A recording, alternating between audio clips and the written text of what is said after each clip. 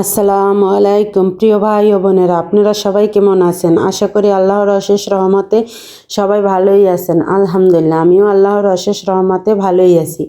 আজকে আমি পেঁপের একটা ইউনিক রেসিপি নিয়ে চলে আসলাম। তার জন্য দেখুন, পেঁপেটা ভালো করে কেটে ধুয়ে বড় বড় টুকরো করে নিয়েছি। এখন এটাকে আমি সিদ্ধ করতে দিয়ে দিব। দেখুন, সিদ্ধ করতে দিয়ে দিয়েছি। এই যে সিদ্ধ করা হয়ে গিয়েছে, পানি সেকে ঠান্ডা করে নিয়েছি। এখন নিয়ে নিয়েছি পাটার উপরে, মানে এটা আমি বেটে নিব।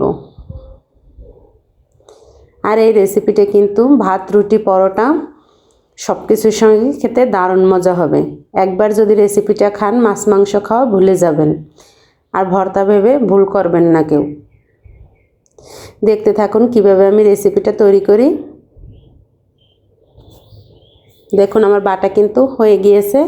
এখন আমি নামিয়ে নেব। যে সকল ভাই বোনরা ভিডিওটি দেখা শুরু করে দিয়েছেন, প্লিজ একটা লাইক দিয়ে কন্টিনিউ করেন। আপনার একটা লাইক আমার জন্য অনেক মূল্যবান। আর এই পেঁপের রেসিপিটা তৈরি করতে কিন্তু মাংসের মতন মশলা প্রয়োজন।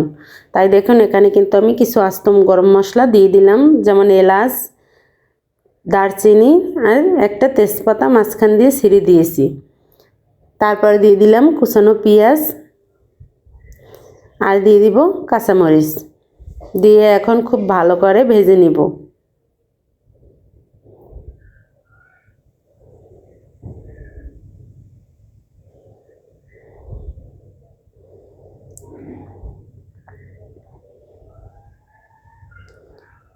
কিছুক্ষণ ভেজে নিয়ে তারপর দিয়ে দিলাম আদা রসুন একসঙ্গে বাটা। এখন আদা রসুনটাও খুব ভালো করে ভেজে নিব। আসলে আমি যখন রান্না করেছিলাম তখন কিন্তু আমার পাকের রুমে অনেক রৌদ্র পড়েছিল, পুরো চুলের উপরে। তার জন্য কিন্তু এভাবে দেখা যাচ্ছে। তারপর দিয়ে দিলাম পানি, আদা রসুনটা ভালো করে ভেজে। এখন এখানে কিন্তু আমি সব ধরনের মশলা দিয়ে দিব। আর এখানে সিক্রেট মশলা আছে, সেটা দিলে কিন্তু বেশি খেতে মজা হবে। এখন দিয়ে দিলাম 1 চামচের মতন মরিচের গুঁড়া। ঝালটা আপনাদের পরিমাণ অনুযায়ী ব্যবহার করবেন। তারপর দিয়ে দিলাম হলুদের গুঁড়া।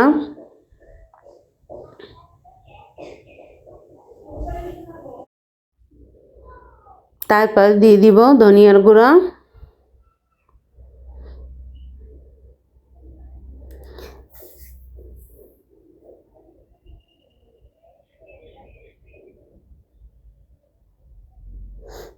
তারপর দিয়ে দিব স্বাদ মতন লবণ। লবণটা অবশ্যই এখনই দিতে হবে, পরে দিলে কিন্তু অত একটা ভালো করে মিক্স হবে না। আর এখানে আমি দিয়ে দিলাম 1 চামচ মাংসের মশলা। এই মাংসের মশলাটা দিলে কিন্তু এই রান্নাটার ফ্লেভারটা খুব সুন্দর আসে আর খেতেও অনেক মজা হয়। এখন আমি দিয়ে দিব এখানে, আমি একটা গরম মশলা তৈরি করে রেখেছি, সেই গরম মশলা থেকে 1 চামচ পরিমাণ দিয়ে দিব। এখন খুব সুন্দর করে কষিয়ে নেব। মশলাটা অবশ্যই বেশি পানি দিয়ে খুব ভালো করে কষাতে হবে, যাতে একদমই মশলার কোনো কাঁচা গন্ধ না থাকে। মশলাটা কিন্তু আমি খুব ভালো করে কষিয়ে নিয়েছি। এখন আমি পেঁপেটা দিয়ে দিব। দিয়ে কিন্তু খুব ভালো করে নেড়েচেড়ে মিক্স করে নিব। আর এখানে একদমই পানির ব্যবহার করতে যাবেন না, তাহলে কিন্তু রেসিপিটা ভালো হবে না। আমার নতুন পুরাতন সকল বন্ধুদেরকে জানাই অন্তরের অন্তঃস্থল থেকে অসংখ্য অসংখ্য ধন্যবাদ ও অনেক অনেক ভালোবাসা।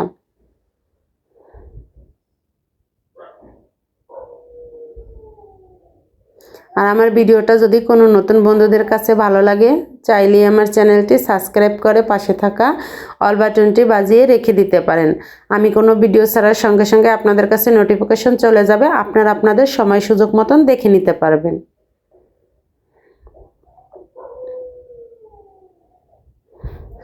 আর এটা মিক্স করা দেখুন হয়ে গিয়েছে। আর এটা কিন্তু শুধু আমি নাড়তেই থাকবো যাতে নিচ থেকে লেগে না যায়। যেহেতু এখানে কোনো পানির ব্যবহার হবে না, তার জন্য কিন্তু খুব ভালো করে নেড়ে চেড়ে রান্নাটা করতে হবে। আর যারা এখনও এই রেসিপিটা খাননি, এই রেসিপিটা কিন্তু একবার খেয়ে দেখবেন, মুখে স্বাদ লেগে থাকে। আসলে যেই খাবারটা সুস্বাদু না হয় সেই খাবারের রেসিপি আমি কখনো ছাড়ি না, ভিডিও করলেও ছাড়ি না।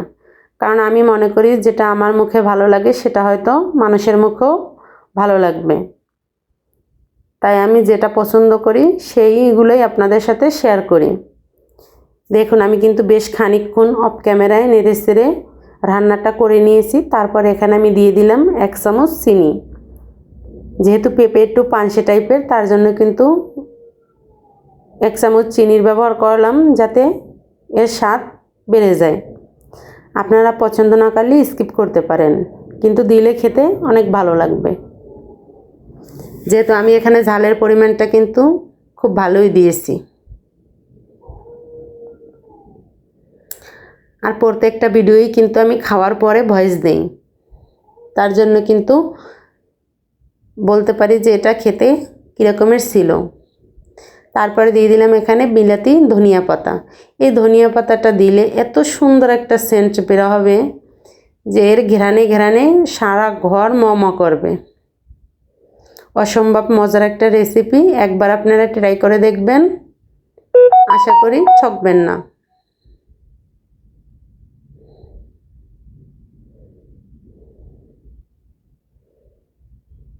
আমি সবসময় আমার বন্ধুদের মাঝে সহজ এবং সুস্বাদু রেসিপি শেয়ার করার চেষ্টা করি।